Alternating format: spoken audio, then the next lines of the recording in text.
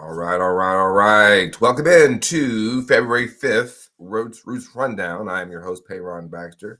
Welcome in, family. Welcome in. If you're streaming live from whether it be YouTube, Facebook, Instagram, Twitch, or wherever, it is so good to see y'all.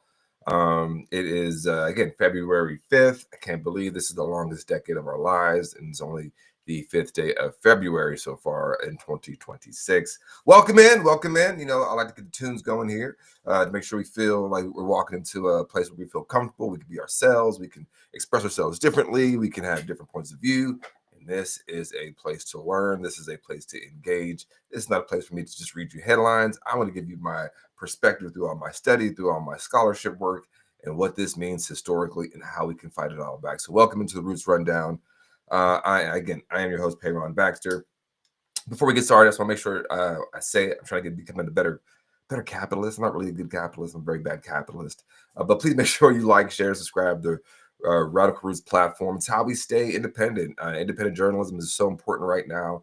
And it is how we get you this information directly to you without having to go through any sort of corporate overlords or someone saying, well, I can have my brand associated with this, that, and the third. So every little bit goes a very long way. Just a few bucks here and there can actually keep this platform going. We're trying to grow. We've got some guests coming up.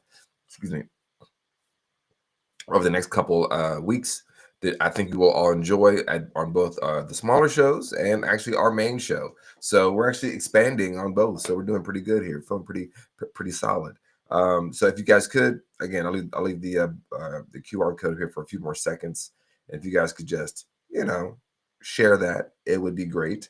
And yeah, because that's how we do this damn thing. I'm sorry, I'm trying to do all my shares here on my phone. So if you see me looking away, it's not because I'm trying to text or be rude to y'all. I'm trying to make sure the folks know, right? I'm doing my part. I'm asking y'all to share, but how am I supposed to do it if I'm not sharing, right? So I need to share it too if I'm asking y'all to share. All right, let me take this off the screen because I'm not a bad capitalist. Not a fan of this.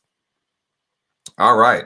All right. So since Tuesday, we did the Grammy rundown and how political that was and kind of what that means for, I think, for the culture, right? I think we see MAGA really responding to that, calling Bad Bunny and Billie Eilish and all these people that said fuck ICE to be, it's so sad. Caroline Levin took the podium on, I think the very next day and says, it's just so sad. It's so sad how these people who live in $1 million mansions are really disparaging our ICE agents who are just trying to protect the law.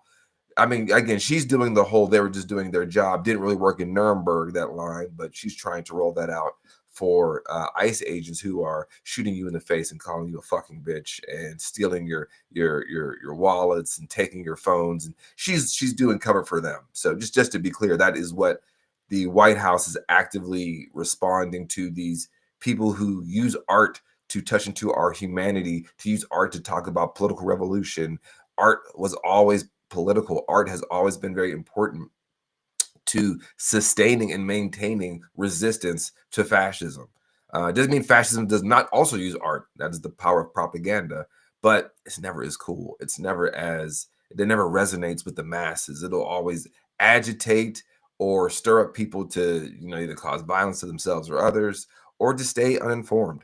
So you see someone out there like a Bad Bunny who's DBT'd on my photo, is truly a political album, one album of the year. That says something in a time where people are being spirited away to concentration camps based off the color of their skin, based off their country of origin, based off of their accent, or just based off of being alive. So all that to say, yes, they are actively responding to what's happening in the Grammys. But I think since today's Bad Bunny week, I have posted something every single day about Bad Bunny for people to either learn about Bad Bunny, to be interested in some of his music, because the brother's deep, and as they say, recent converts are always the most zealous, which is I. So hey, well, before I get started here, I do want to say something that's kind of I'm doing this little bit here called "What Radicalized You?"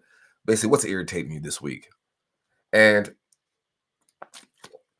I've noticed. I don't know if you guys have noticed, but on Facebook, people are doing these AI pictures of themselves at work, and it's like we got to stop that shit. We got to stop using AI. First of all, in general, but stop using it for vanity. Stop using it to make yourself look a little younger, look a little thinner, look a little smoother, because you're poisoning the water of some town that probably looks like you, black and brown person. And it's what is it doing, right? I mean, the pictures are always distorted. Your hands are backwards. Whatever you're holding or pointing at doesn't even have English letters on it. Do we need to do this, folks? And when I talk about like how we're having this fight for our collective liberation, how are we going to get there if y'all are distracted that easy? That's the thing that kills me. It's like y'all get distracted with these little tchotchkes and these little things, these little menageries that can kind of distract you. Look over here, look over there, the shiny object. And they're actively poisoning us, and they're training their data models on us, and they're collecting up your data. I mean, the fact they can make those things so quote unquote specific to your life shows there's a lot of data points on you. Have we not learned from Cambridge Analytica? Have we not learned from that? And that's what it really kills me. Um, some people have pushed back. We're just having fun. Okay, that doesn't make it any less wrong, especially once you're told that you're wrong. And again, America has a true allergy to being told that it's wrong. I don't care if you're white, black, whatever. That's just a part of being an American. You feel very individualized, that I get to do what I want, but your individual consequences can have universal. I mean, your individual actions can have universal consequences. Look at the vote in 2024. When people say, I voted for Trump, but I didn't want all this. Yeah, your individual action has universal consequences. So I'm just asking us to have a little bit more care as we're trying to tap into this collective liberation, this collective fight against a unified force that is now rightly situated within inside of MAGA and an establishment political situation within our halls of Congress or our state houses and state legislatures. So that just really grinds my gears. So guys, if you guys can, don't make the AI pictures. It's not that cool. And and spread the word. And if you don't know, and some people also told me, hey, parent, I don't even know about this stuff. And that explains to a few people, yeah, these data centers are set up to cool, and they use the water from towns that are predominantly black and brown and poor that look like us, just for you to have those things. So as we talk about what can I do, those are the small acts of resistance that say, I'm not going to make an AI generated image. I'm not going to share an AI generated video. I'm not going to invest in this AI related product. Those are small acts of resistance that does not line the pockets of the people who are actively trying to roll back your rights. I think that's a good starting place. Is you can protest with your dollar. As I tell people all the time, every time you spend money, that is, you are casting a vote for the world you want to live in. So if you could, please try. But on this 5th day of Black History Month, I have my National Museum of African American History and Culture water cup. We got this when we were in DC. I just want to kind of show this out. People, they probably see me drinking out of it. Yeah, it's the National Museum of the African American History and Culture. And when you should say the whole name, not NMAAHC. Say the whole thing. Make your tongue work for it. It's kind of like when I say my name is Payron. Get it right. Get it right. Make your brain and tongue work together. I slur a lot. I mess up a lot too. So I'm working at it here. All right. Anyway, kicking off.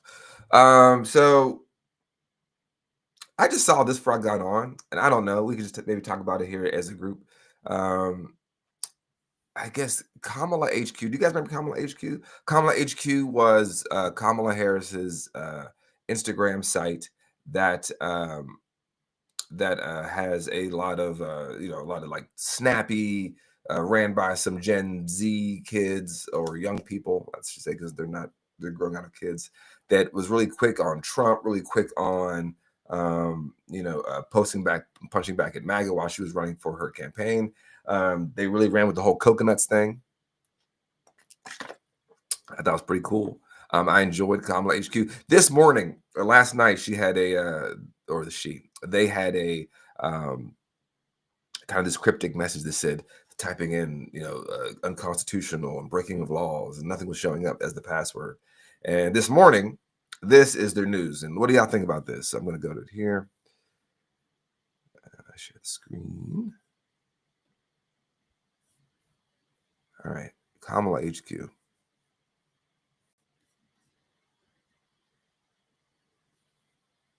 Well, I'm so glad you asked. I have good news. So Kamala HQ is turning into headquarters, and it's where you can go online to get basically the latest of what's going on, and also to meet and revisit with some of our great, courageous leaders, be they elected leaders, community leaders, civic leaders, faith leaders, young leaders. I'm really excited about it. So stay engaged, and I'll see you out there. Thank you. So what do we feel about that? I have thoughts. It's funny because a lot of the Kamala stands, predominantly, ironically, Black women, who the bluest of the blue in this country are always going to be Black women, who were very mad at people who were talking about Palestine and trying to push Kamala to be more anti-genocide and anti-apartheid and have a stronger stance on that. Who they blame those people for Donald Trump winning, when in reality 90 million people did not vote, and the majority of white people voted for Donald Trump. So the idea that, and 2024 had the lowest third-party turnout in 30 years. But all this to say, they said that leave Kamala alone while she's on her book tour. You guys are going out there protesting Kamala Harris on her book tour.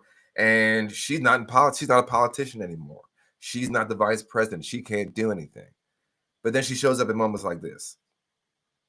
She goes on a book tour where she's clearly talking about politics. She's talking about her missteps. She's talking about, and I dare I say, she's positioning herself for another run. I've had that conversation with multiple people that she's running again in 2028. I don't think she should run again in 2028, but that's my 2 cents. But then she shows up here, right? She's saying, this is a place to learn about news and politics and to get engaged. And this is my previous staff. And she's using her cachet as a politician, not just as a random Black woman, but as Kamala Harris, former vice president of a one-term Joe Biden, in a tumultuous end in the re-election campaign, as the currency to springboard this new Kamala Harris, or excuse me, the headquarters, called Headquarters Newsroom. Are we feeling this? Or are we not? I would say, if she's not this politician people keep telling me about, that she should probably fall to the background. I don't think Black people owe anybody anything, but at the same time, there are consequences for running cover for a genocide, for using genocidal, propaganda, such as they're beheading babies and they're raping women. There's no proof of that. I think she should be heckled for that. Not because she's a Black woman, but because she's a politician she used her power to do that. Same with the Hakeem Jeffries, Chuck Schumer's, Cory Booker's.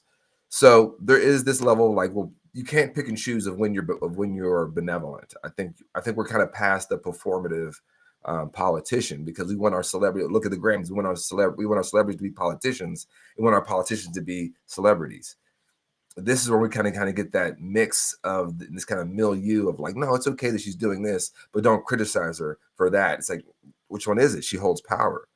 Benito, Bad Bunny can't go sign something into law, that could harm people, right? He could just make music trying to inform people about the history of his people, right? So there's a certain power sway, right? Jelly Roll is a piece of shit racist that is using his platform off of black music, springboarding him into superstardom, and then turning his back on that community. It's very similar to colonization. But he also doesn't have that power, but he manufactures consent for this type of stuff. So do we want to hear from Kamala Harris again? We'll see. I think she does come back into the political scene. She has a lot to answer for. I don't think it should be smooth. I don't think we should just all forgive and forget. I think we should scrutinize, people's background and their resume. Jasmine Crockett's going through it right now. Again, if I was in Texas, I would vote for Jasmine Crockett, but I would absolutely hold her to account of why you just voted again to send money to Israel. And there's a clip of her going around where she was defending Delegate Stacey Plaskett for texting with Jeffrey Epstein prior to interviewing Michael Cohen in Congress. That's the problem. We have this, when you have this stance of, I'm going to defend any Black politician because they're Black, it leads you to defending some of the most indefensible things, right? Like, why is she texting with Jeffrey Epstein prior to talking to Michael Cohen? And Jasmine Crockett saying, well, Jeffrey Epstein texted her, so what? And it wasn't like they were texting about like trying to get to the bottom of this sex ring. She was saying, I'm about to talk to Michael Cohen. I'm about to ask him questions. What should I ask him? At that time, he was a convicted pedophile. He was he went to jail. He was well known for his pedophilia. So all that to say, are we feeling Kamala Harris's launch and her cachet? Is it still weighty?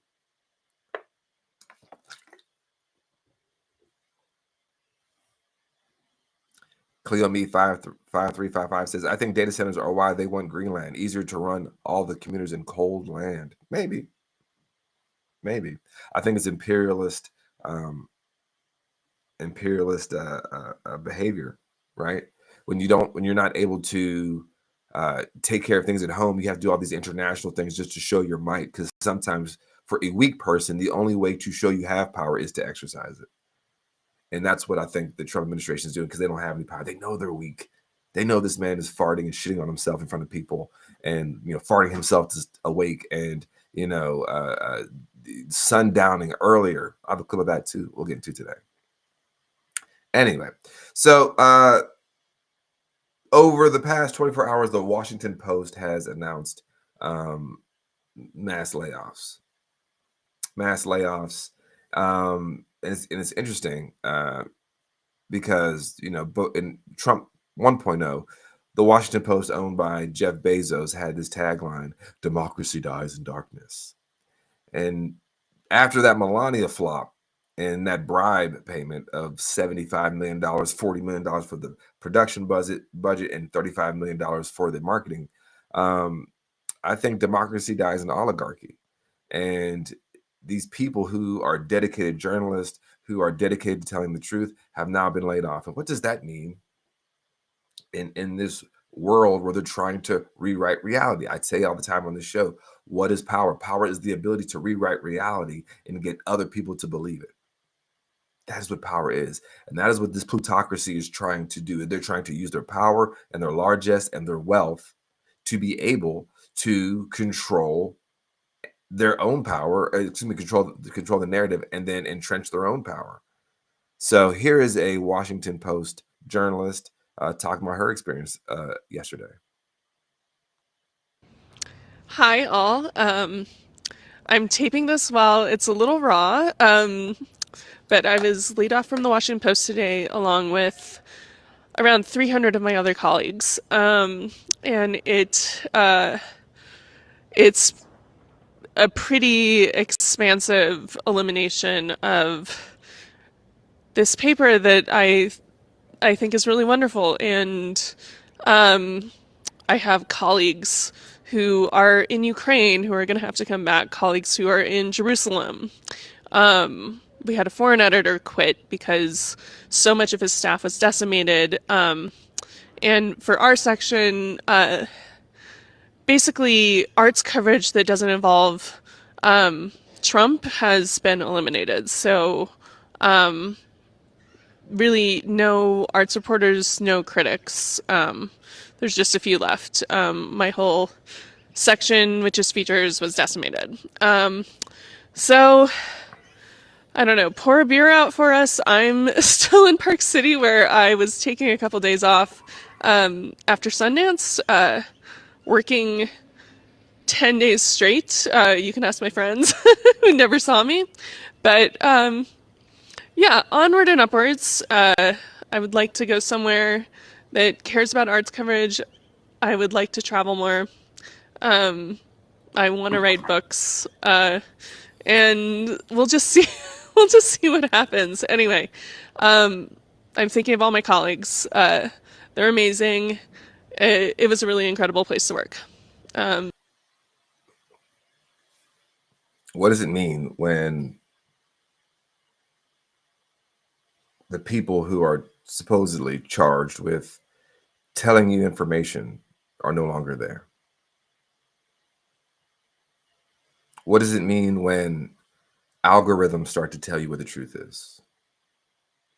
When models coded off of the behavior patterns and perspectives of an Elon Musk or a Jeff Bezos or a Mark Zuckerberg get to dictate what information is important to you, what information is not important to you.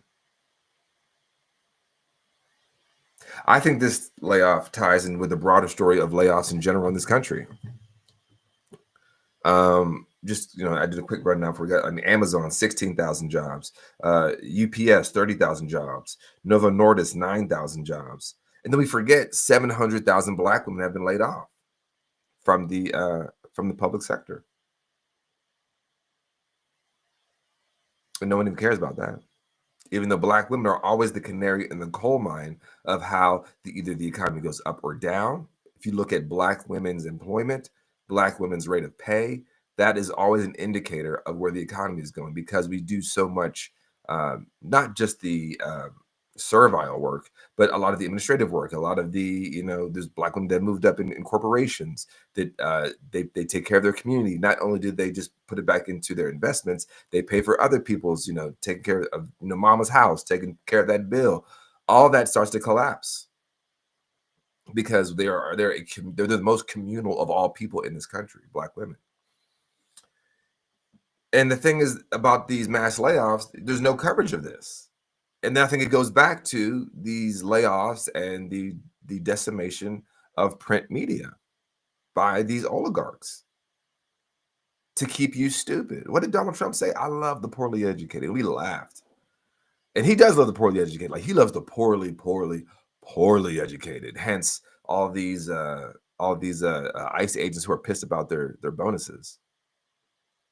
Because when you're poorly educated, you're probably illiterate. If you're illiterate, you probably can't read the fine print. You can't read the fine print to understand that your $50,000 bonus is set up like a payday loan.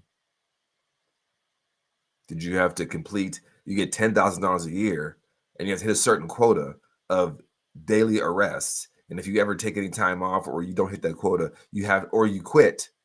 Let's say you work 4 years and 10 months, and then you get fired or laid off, you have to pay back $50,000 basically.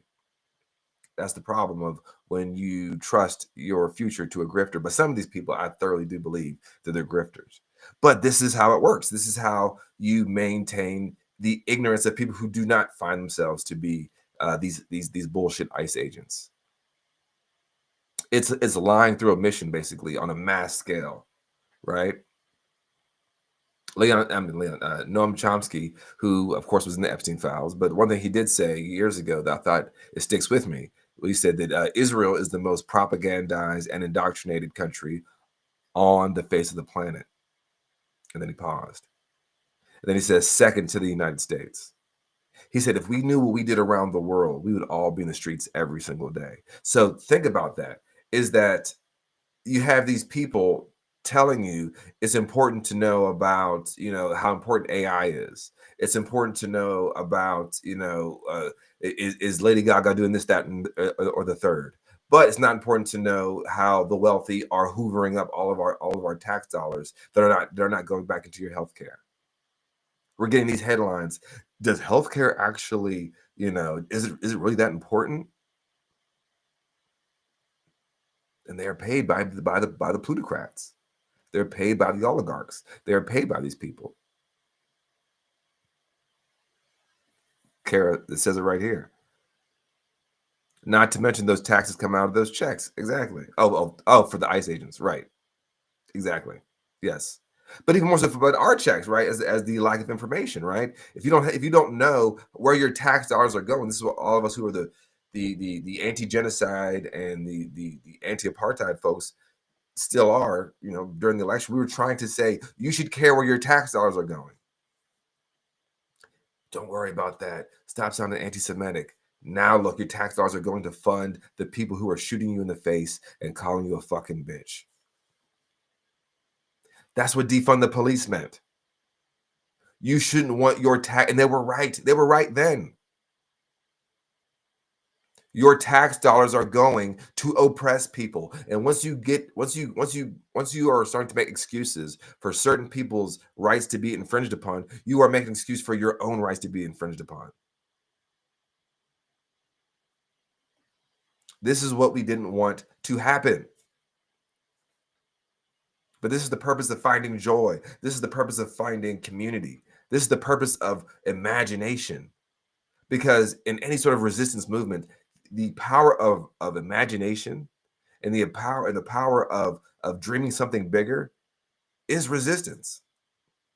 My ancestors were on, fields from the time they could stand until their skin was gray and they fell into a shallow grave. But with that, they imagined something better. They said, if I run away, I know I may not make it out of here. I know I may get shot, but I could just imagine a world where I'm not doing this every day. And that little bit is enough. But if your mind is only inside the confines of you have to work a job and pay a mortgage and blah, blah, blah, you're stuck with inside the boundaries given to you by your oppressor. So we have to imagine bigger.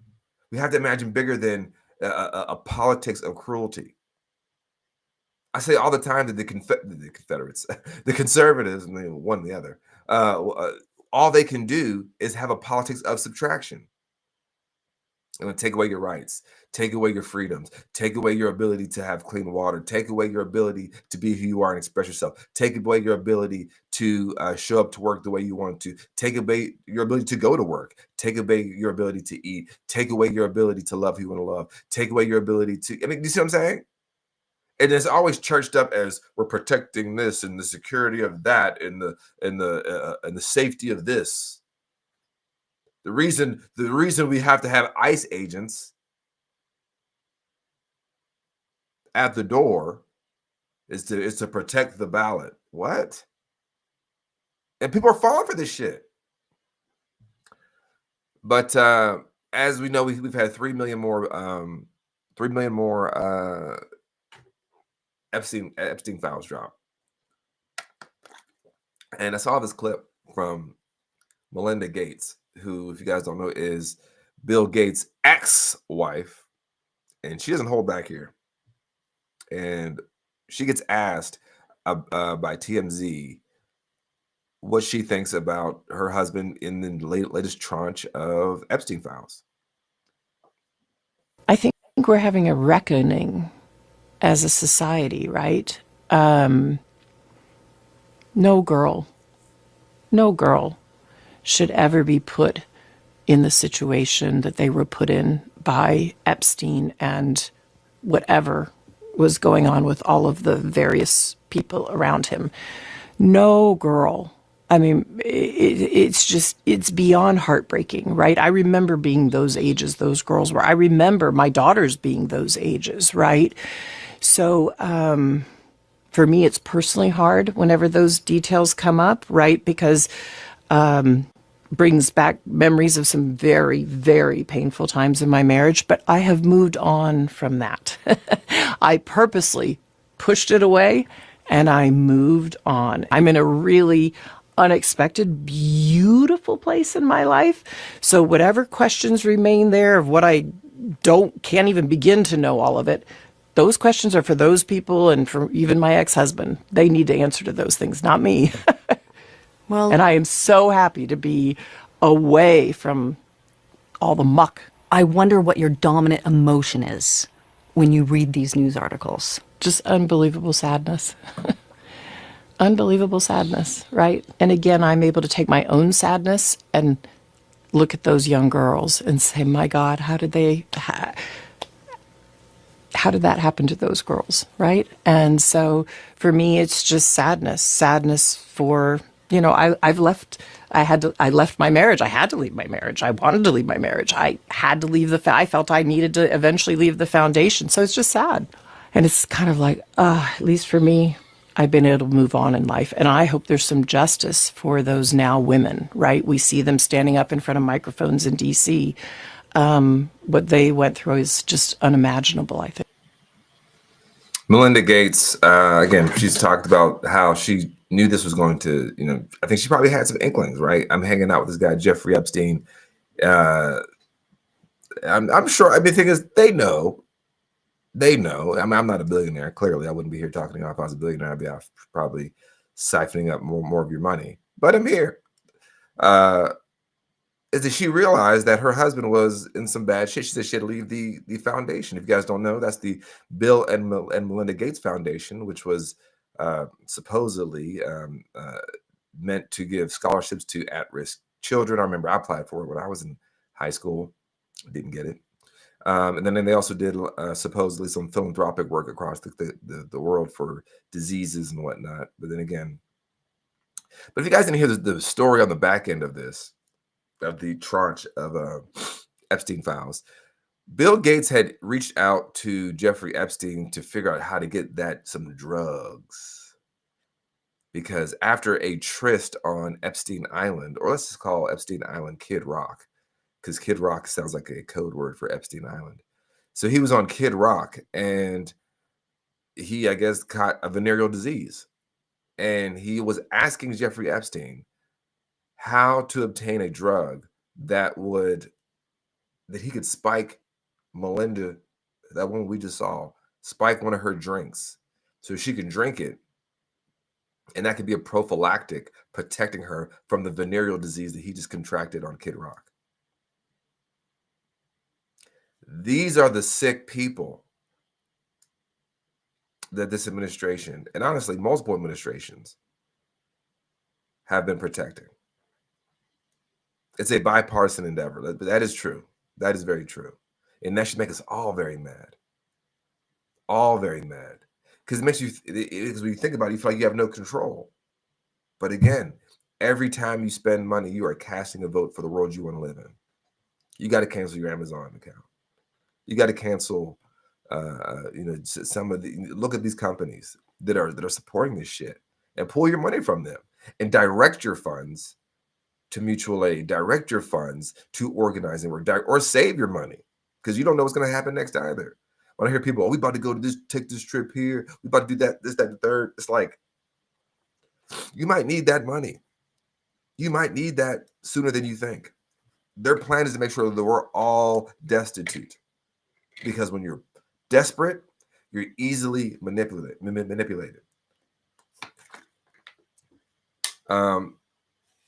And then after this, so now we have a clip of our FBI director, Bug Eyes Patel.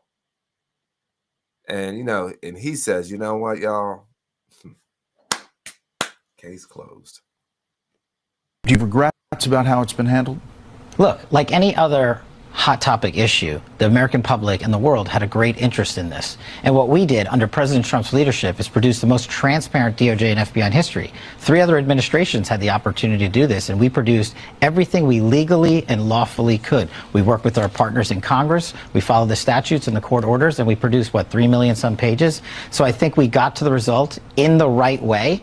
Could we have gotten there faster? I'm not really sure because of numerous court cases, multiple protective orders, multiple court sealings. And so now we've produced everything we can while protecting victims' rights. These were the people that made their hay off of the deep state, the swamp, a pedophile protection racket ring. Like, where are they at? And ironically, they should be dunking on us because we were all like, oh, y'all are crazy. But there is one. Like, they should be like, oh, yeah, we were right. We were right. But where are they now? Where are all these people who were so interested in, you guys don't know it's a pedophile protection ring and blah, blah. They're eggs on our face now. But where are they? Where are all those people that were telling us that there was a pedophile protection ring that is international, that spans multiple administrations to protect some of the most wealthiest people in entertainment, in politics, and in business? Where are those people at now? They should be dunking on us. They should be posting us with "told you so." But now they're like, we like pedophilia now, liberal. Sorry. Whew. Whew. I think 3. -4. Sorry about that. Dusty in here. I need it. Dust out. Anyway, so that's Kash Patel. Kash Patel telling us case closed. We did the best we could. We gave y'all what we promised y'all, which is a bunch of redacted shit. We've got more smoke. We're doing more investigation into Renee Good's wife. Excuse me. Into Don Lemon, into Georgia Fort. Then we are into the longest running pedophile protection ring. Oh my goodness. I'm so sorry. In American history.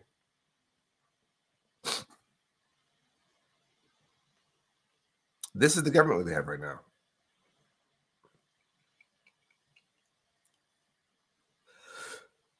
Oh my goodness, I'm so sorry, y'all. Let me go on camera. I'm going to take one quick pause real quick.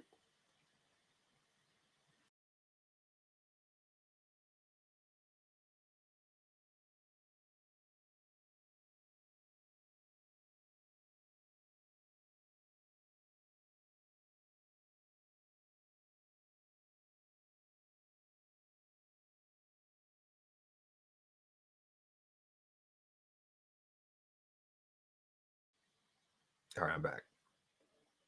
Okay, my face is flushed from blowing my nose so many times. Whew, I thought I was out of it. I go through these sneezing fits. I don't know if y'all have sort of fits. I have it's like I'm not really sick, but I'll just have a sneezing fit where like I'll sneeze for like a minute straight. I think I'm in the middle of it during a show.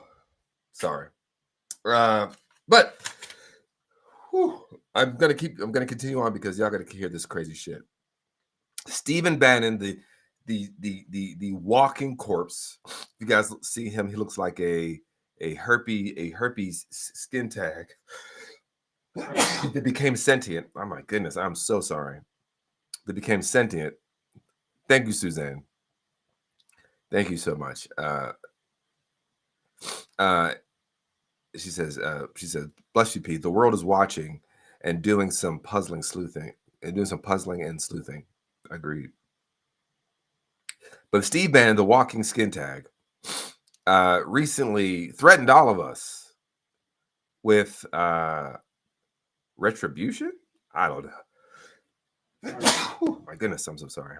And he said this.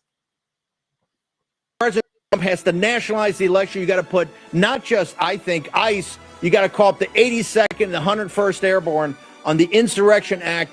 You got to get around every poll and make sure only people with IDs, people are actually registered to vote, and people that are United States citizens vote in this election. Full stop. We will not accept anything less.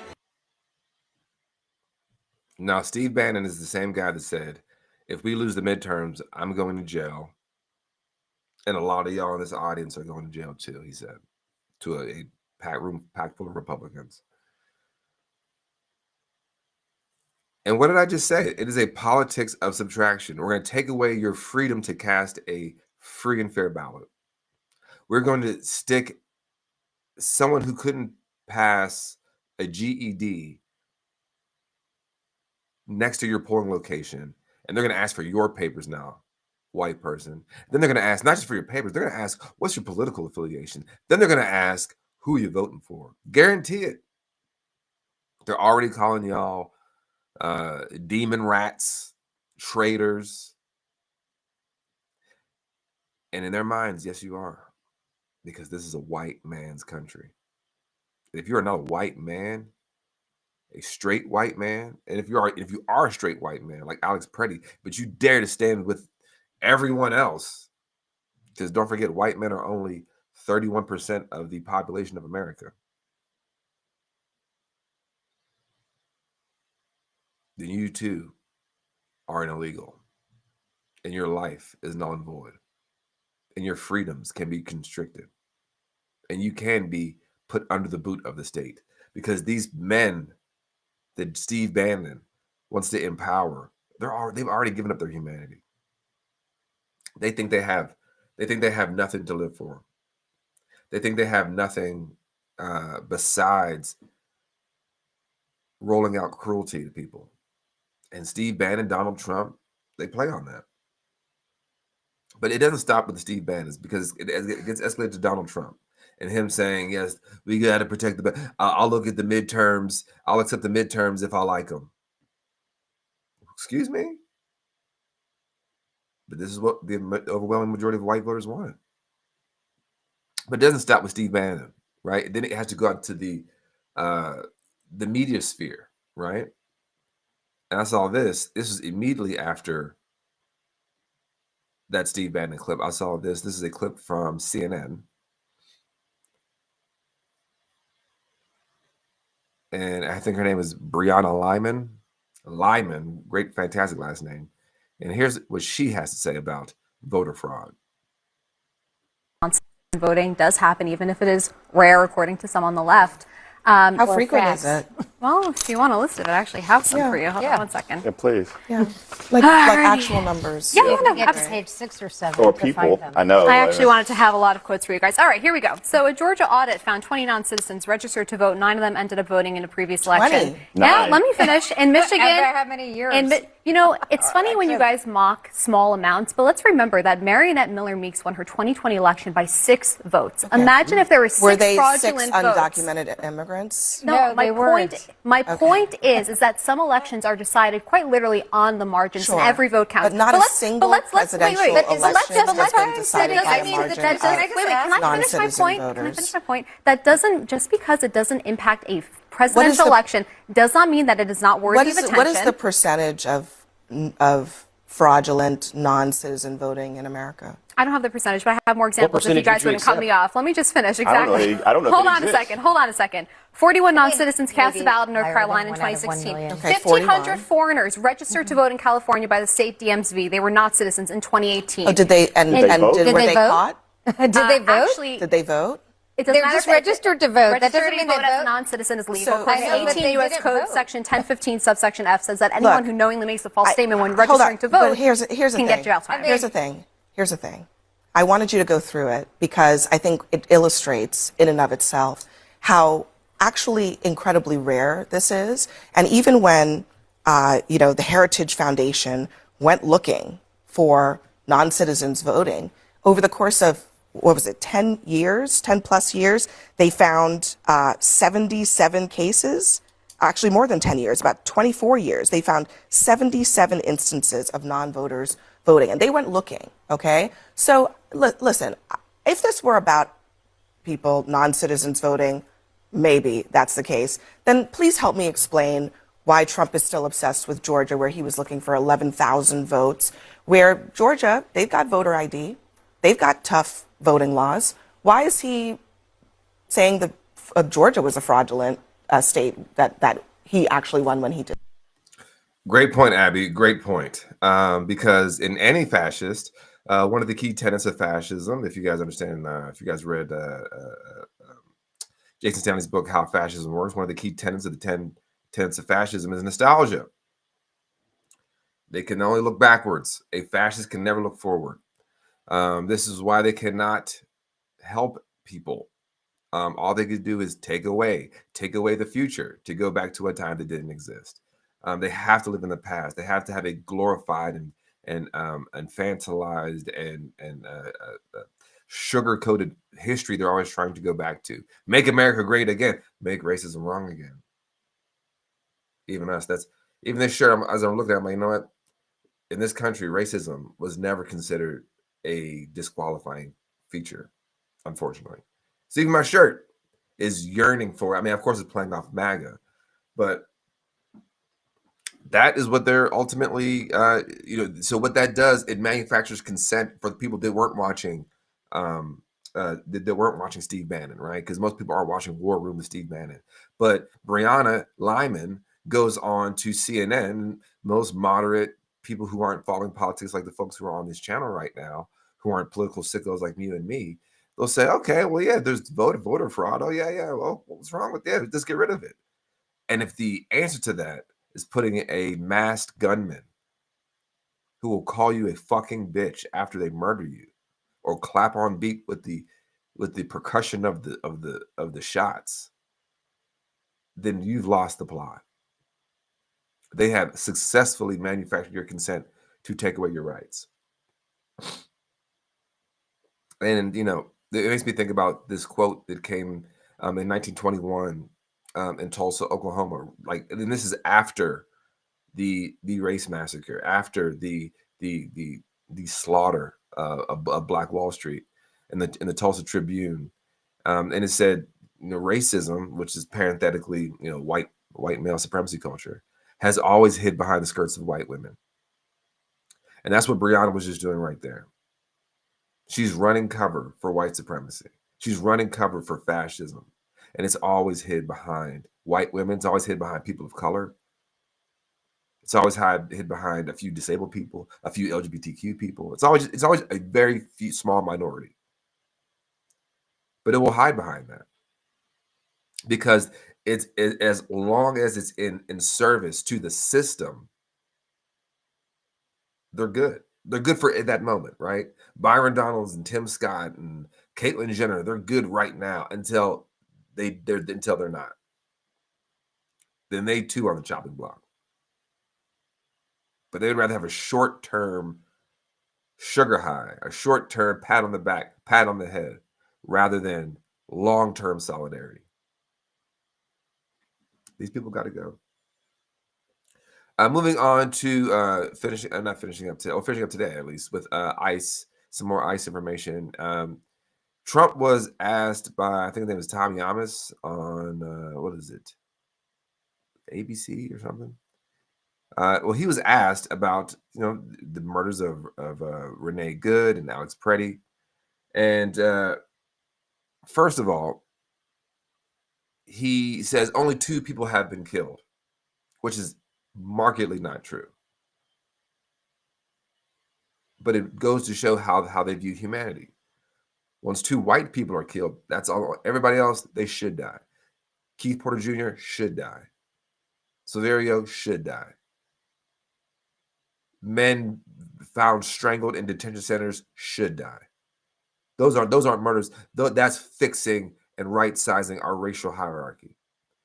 But here's the first clip. It's pretty short. 2 people out of tens of thousands, okay? And you get bad publicity. Nobody talks about all of the murderers that were taken out of our country. They don't talk about... but it was 2 Americans. They don't talk about, we have the smallest trucks. As an example, we've been very tough on the waters, and soon, pretty much overall. But if you look at the waters where we knock out boats... Help. This man is sundowning real time. He can't even keep a thought straight in his head because the lies just flow so freely, like water. I'm sure he hasn't drank water in a very long time. Diet Coke. It flows like Diet Coke in his bloodstream. He's sitting there trying to get his viewer base. That's who he's talking to. He's not talking to the rest of us. He's talking to his viewer base. Don't care about Alex Preddy. Don't care about Renee Good, because ultimately when we do kill people, they're the Browns in the Caribbean. They're those Trinidadians like Nicki Minaj that were killed off the coast of Venezuela that she didn't care about, but she cares about people in Nigeria. I'm clocking it. They're the brown people that shouldn't be here, that we're allowed to kill. We're allowed to kill browns. And if you're a white and you stand up for brown, you go down. He ain't that smart. Come up with that rhyme. I got bars. I'm just saying. Fascist bars. So he says that. And can you imagine running cover for this? Let's take another one here. Okay, here we go. Here's his other clip from yesterday. After the shooting of Renee Good, you said ICE made some mistakes. What were the mistakes? Well, look, I'm not happy with the 2 incidents. It's not, it's both of them, not one or the other. He was not an angel, and she was not an angel. You look at some tapes from back, but still, I'm not happy with what happened there. Nobody could be happy, and ICE wasn't happy either. But I'm going to always be with our great people of law enforcement, ICE, police. We have to back them. Except on January 6th. Do not back those police. We do not back that blue. In fact, you use flagpoles and you gouge their eyes out and you herniate their spinal discs. You spray them with bear spray. You threaten to kill them. You take their tasers and you tase them in the neck. That's the one time you don't support law enforcement. Anybody that still supports this fucking administration, I don't care if they're your family, I don't care if they're your fucking husband, your wife, you got to create pressure on them. And if the pressure is you don't have access to me, that's fine. But you have to be very clear about that. Not this Thanksgiving, we're just not going to invite Uncle Ron. Uncle Ron, you cannot come to my fucking house because you're a fucking racist, and your individual choice has universal consequences. And one of the universal consequences is that people are dying in the street. Kids are being taken from their parents, and their mommies and daddies don't know where they are. And there's people that are being terrorized and being asked their papers. So no, it is not just a difference. And I will not allow it. And you need to sit with yourself. Because so then we get the question asked, what our supposed leaders of the other side, what are they going to do about it? And here is Chuckles. Accountable. No one even knows who they are. There should be no masks except in the most of unusual circumstances. You know, some guy's picture was put up by a terrorist group or something. What? But there should be no masks. There should be there should be cameras. Everyone should have cameras, and there should be rules on how they use them. And they have to have regular uniforms, not all the stuff they're wearing. But we cannot have secret police. And we cannot, Johnson, the speaker, has said he wants to keep the masks. Well, I guarantee you, when you go down to his district in Louisiana, the sheriffs and police are identified, fully identified with their name and their number. Right. That has to happen across America to prevent these rogue forces from terrorizing cities. No secret police. No Correct. secret police. I can't even believe we're saying that in America. It's so un-American. First of all, I cannot take Joe Scarborough. I used to hate watch Joe Scarborough because he would sit there and he would paternalize to everybody that was a Democrat or left-leaning that he knows what he's talking about because he used to be on the inside. Instead of the framing should be, why the fuck are we listening to you? You're the only person at this table that has fled their political party, and you are you're marooned on an island. If anything, you help build the infrastructure that got us here. But we're listening to these people, white men specifically, of all demographic groups in this country, have been on the wrong side of every human rights issue since this land was stolen.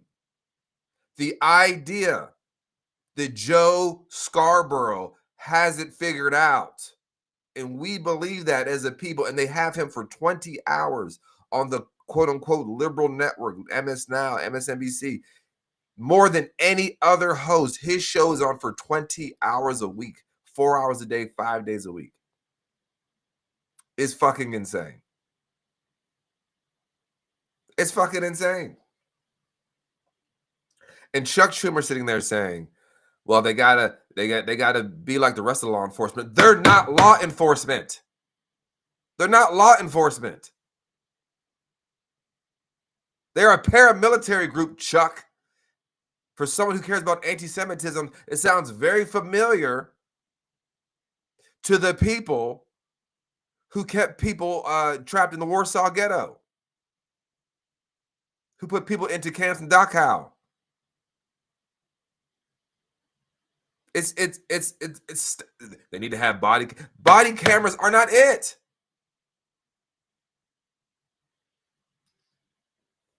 Chuck Schumer's got to fucking go. I played the clip for y'all in our main show of what his priorities are. In fact, let me play it right here one more time. This is what Chuck Schumer said his priorities are. Let me see if I can find it real quick here. If I can find it quickly, I'll play it. If I can't, just trust me. Give me 10 seconds.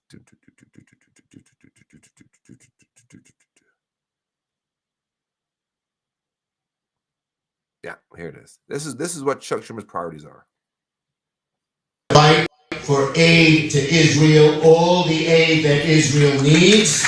I will continue to fight for it.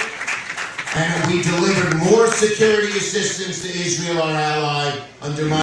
Okay, so he can go directly to white man hell. Fuck Chuck Schumer. The Democratic Party is not going to save us. Hakeem Jeffries and Chuck Schumer are not going to save us. He just told you what his top priority is as the highest elected Democrat in the nation. And people say, well, politics is local. Let's worry about locally. You must not have had your identity, needed some sort of federal, national, watershed, Supreme Court moment for you to have your full humanity. If the federal government says I'm no longer a citizen, like it's doing to my brown and Latinidad brothers and sisters out there, then they're saying mine is up for debate as well. And Chuck Schumer is agreeing that ICE needs to be. He's got to. All of these politicians got to go. All of these ICE is here and trimming around and nibbling around the edges, and I don't know, and ICE is this, it's not that. They all got to go. I don't care, because I want you to live. And if you're sitting here, well, that's not going to happen, then you're saying I want to die too at the hands of some 8th grade educated militia nut who gets off on snuff films because they record your murder with their own phone, like Jonathan Ross. They get off on that shit. And that's who Chuck Schumer's aligned with. Are you aligned with that? I'm not. And I was told, oh, hey, defund the police is stupid. Well, look, who's helping out these motherfuckers? The police.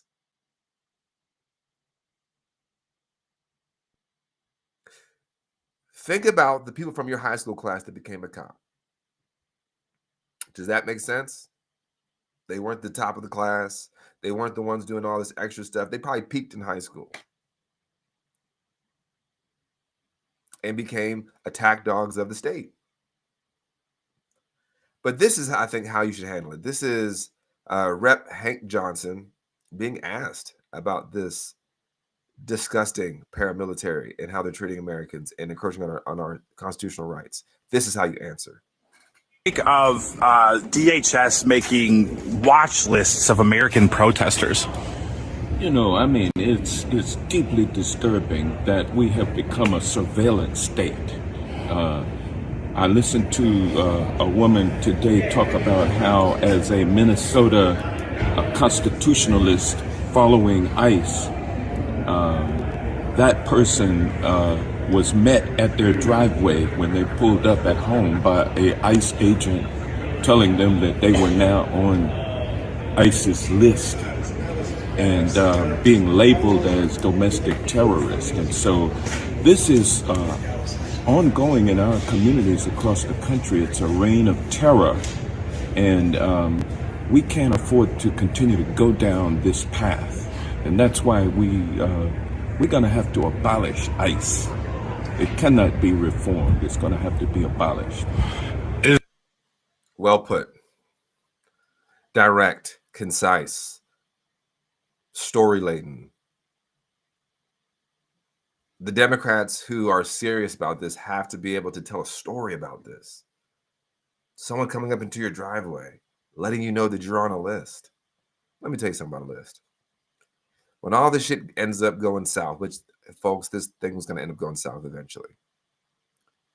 I want people to know that if I want aren't you afraid you're not going to be able to do this and you get this employer? I want people to know I loudly rejected this shit from day one. I was never complicit with it. I hated it. It disgusted me. I thought it was beneath all of us. I want us to rise to the occasion. But you're not going to be able to do that. Then if that employer wants me to act like that, then I don't need to work for that employer. I reject it. And I've always rejected it. I've always despised it. ICE, the policing system as well. Be very clear about that. And I stand with people, humans, not institutions, not systems, because it's always people that will free us. And I'm with the people. Last clip here is JD Vance asked about Alex Peretti. And I just want to show this clip because, oh, my God. Oh, you'll see.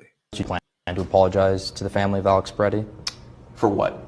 For, labeling him an assassin with ill intent. Well, again, I just described to you what I said about Alex Peretti, which is that he's a guy who showed up with ill intent to an ICE protest. No, but if it's determined that his civil rights were violated by this FBI investigation, will you apologize to that family? So if this hypothetical leads to that hypothetical leads to another hypothetical, it's a real case. Will I do a thing? And again, like I said, we're going to let the investigation. Y'all,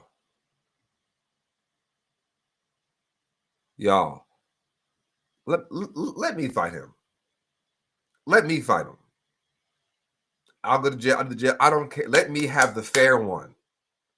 Me and him, we go outside, one-on-one, mano y mano, right? They're alpha males, you know, the flag, they're alpha males. One-on-one, square up, knuckle up, squabble up. Like Kendrick say, squabble up, right?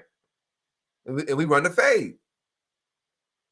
And I guarantee by the time it's done, I'm going to have eyeliner all on my knuckles. But he has such a punchable fucking face. Did you see that fucking smirk he had? For what? You fucking bitch. You pussy ass bitch. You deserve every fucking thing that's coming your fucking way, dude. And I fucking mean that shit. And I don't know. I feel like I'm getting more violent against the right mentally. But it's like these people don't deserve our respect. They don't deserve my fucking respect. Our respect. Kara here. Hold my earrings. Let me take a swing after you. Sis, we going in together. I'm coming back. Because it's like, you fucking piece of shit. Got my camera going here. See, this is why you shouldn't have body cameras. Look at this. It looks more scary, right? And they show that to a jury. Look, he was fear for his life. Body cameras do not save us. Cameras do not save us. They just record what's going on for those of us who are not a part of the institution. You are sitting there saying, why should I apologize for lying on a dead man who's got more integrity inside of him, inside of his dead body than I will ever have, even if I try starting today to be a better man. Even if I try today, I will never be as good as Alex Preddy on his worst day. I will never be as good as Keith Porter Jr.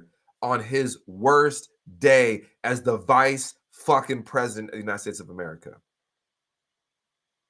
I'm a piece of shit.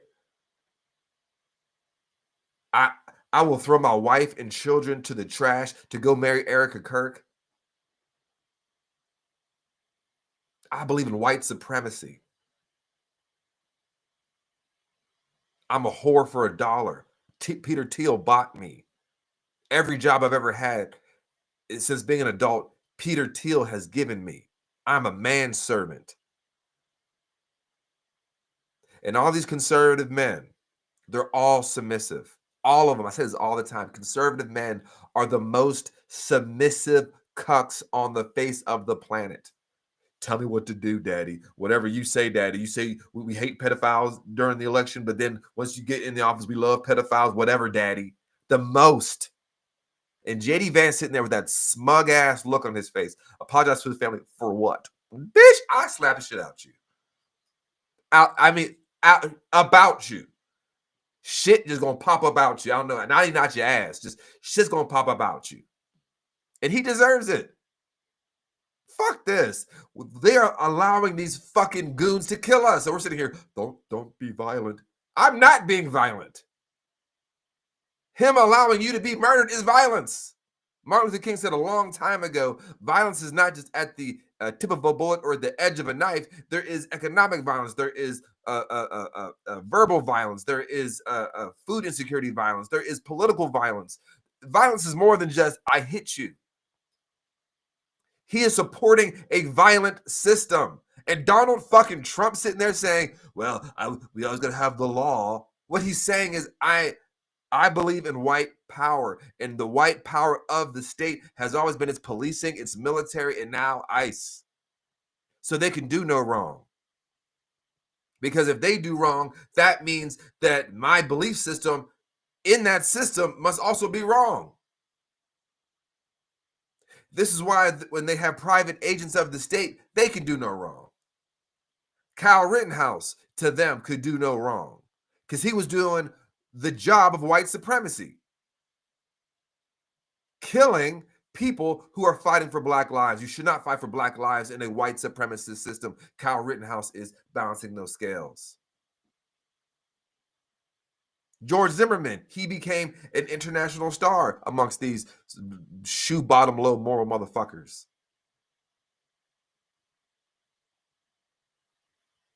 Now he can't find a job. I hope I hope more of that for him. So Suzanne here.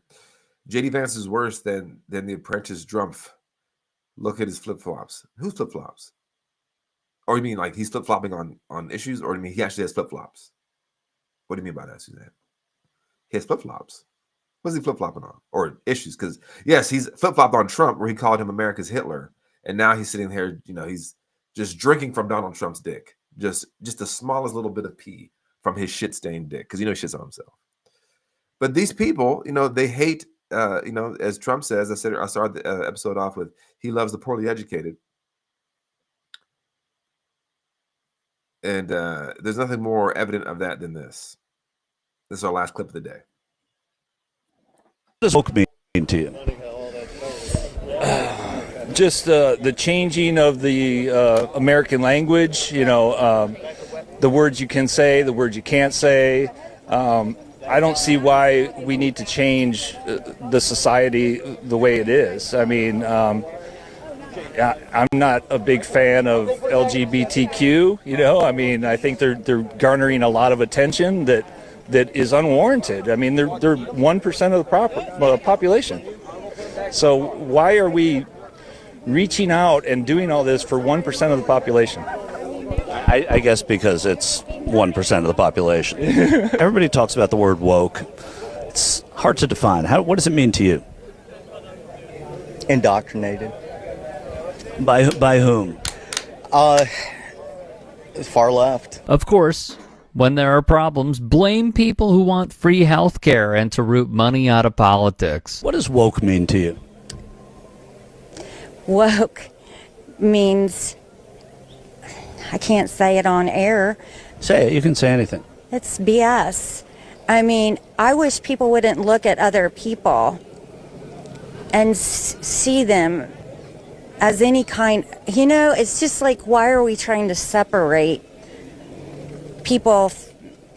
It's just kind of, I can't put it into words. She could probably put it into words, but to me, it represents a bunch of people who's gotten bored with just the everyday life, and they're digging into the crevices of darkness, trying to create new things to talk about.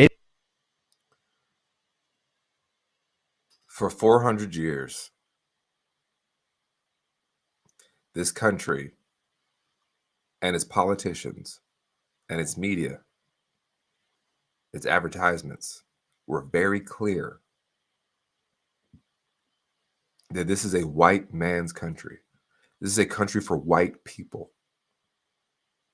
So when they say, why are you trying to change this country? They're saying, I like it as it is. I like it racist. I like it sexist. I like it homophobic. I like it where we could just go kill somebody. And, the sheriff lets you go. And what I say about that Tulsa quote, white supremacy has long hid behind the skirts of white women. At the end, you have the 3 white women. And they want to say you're indoctrinated because you care about yourself, your family, and in fact, ironically, you care about them too. You care that they get health care.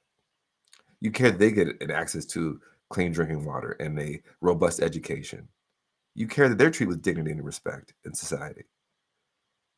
But for them, it's very myopic. It's only for them. But the thing is, they hate themselves. They hate that they have no culture. They hate they have nothing connecting them besides hatred of the other. And that's untenable. This is why predominantly white men, 99.9% of them, take up the mantle of a family annihilator, where they kill their wife, their children, the dog, and themselves. They wipe out the whole family. No one's left. But instead of dealing with that hole in their soul, hole in their heart, they have to look over there and say, I have to go attack that woker. Before it was a woker, it was a nigger. Before it was a nigger, it was the savage. This is what they exchanged of their actual ethnicity, actual culture, because their culture was German. It was Italian. It was Irish. It was British. They had different cultures. They did have different cultures, Celtic, all these things. They exchanged that for this invention made in the 1600s called white. And my question is, the title of this episode, what's the plan? Folks, thank you for tuning in to the Roots Rundown. Today, February 5th, it has been fantastic. Kara and Suzanne, fantastic job today. Keeping up with me. Thank y'all for riding out with your boy. It's always great talking to y'all. Y'all are so smart and so up on it, and your perspectives are so acute. I love it. Again, folks out there, if you're not watching live, if you're watching later on, please make sure did you like, share, subscribe to the Radical Roots podcast. It's how we stay, it's how we grow. It's how we get this information directly to you through a black and brown lens. And independent journalism is so important right now. And independent media is so important right now. We're trying to branch out and do more things. So if you tell more people about us, we get more likes and views. And that's how we grow. And that's how it helps the algorithm. These algorithms will potentially kill us. But you know what? Let's use it as we got it. And if you can, I know times are hard. If you could, please donate a couple bucks to the Radical Roots podcast and platform. It's how we keep these really cool platforms going. And this is how we don't have to go into debt, try to keep this thing alive. So if you could give us a couple bucks, it goes a very long way. Again, I'm not making money hand over fist with this. I'm not making any money with this, but it just allows me to keep talking to you all and engaging with you all, let you know that you are not alone, that we're here fighting together, and that we're going to continue to fight back against this fascism. So if you could give a couple bucks here and there, we appreciate it here at the Radical Roots. That's all I got today, folks. I will see y'all tomorrow morning at 11 a.m. as well for our Friday Roots Rundown. And then we're going to be off on Sunday because I'm going to be watching the Benito Bowl. And I think there's a football game around there, but I'll be watching the Benito Bowl. So we'll be off on Sunday. Same way as we were off last year for the Kendrick Bowl. But we'll see y'all next time, and y'all stay safe. Peace.